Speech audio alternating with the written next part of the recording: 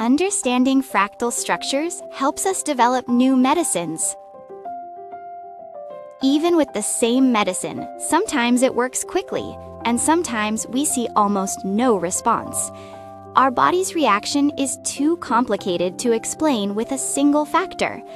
A fever can come from a virus or from something completely different, such as stress or inflammation.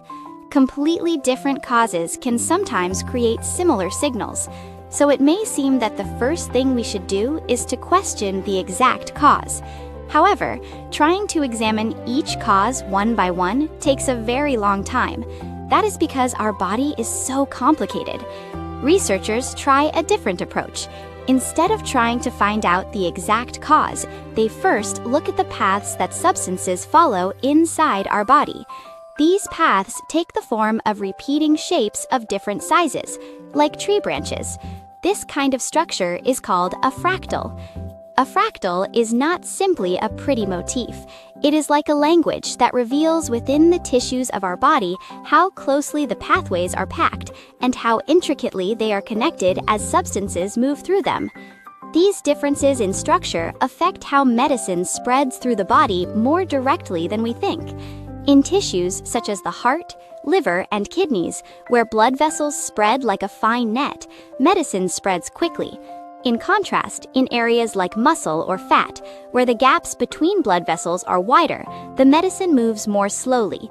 That is why, after a muscle injection, we sometimes gently rub the area to help the medicine spread. In contrast, after an intravenous injection, there is no need to rub the spot. Unnecessary pressure can leave a bruise. Rather than relying only on what we feel, researchers turn these differences into models. Scientists who develop new medicines study how medicines spread through the bloodstream using fractal diffusion models.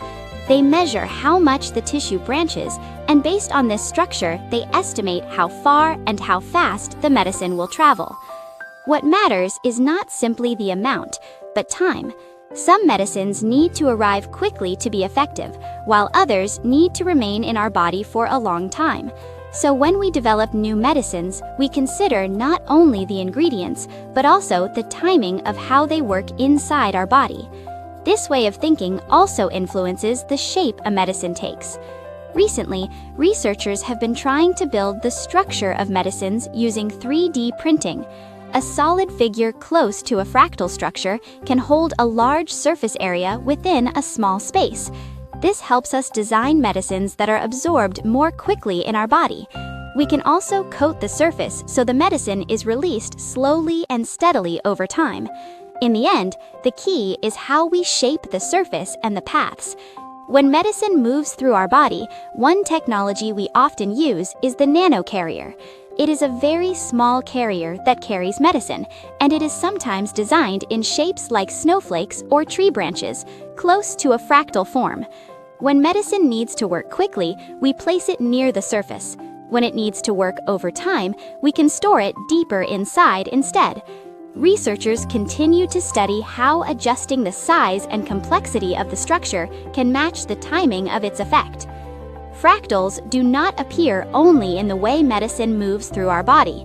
They also appear in biological signals, such as our heartbeat, blood pressure, pulse, and even the way we walk. These signals may look simple at first, but when we look closely, we can see small fluctuations and complex patterns hidden inside. So when these signals become too flat compared to usual, or when their patterns change, we begin to think that our body's regulation may have changed. A healthy body adjusts itself little by little depending on the environment and conditions. Brain activity shows similar patterns. Depending on the state of our brain and our level of awareness, the complexity of the signals changes. By studying these features, researchers try to estimate the depth of anesthesia and the state of consciousness. This kind of analysis can also help reduce accidents of awakening during surgery. Fractals give modern medicine a fresh perspective. Even when there are too many variables, if we study the structure, sometimes we can find a path. Even so, there are still few attempts to fully understand this structure. When we face difficult diseases that advanced medical equipment and precise surgical methods alone cannot help, we need to ask a different kind of question.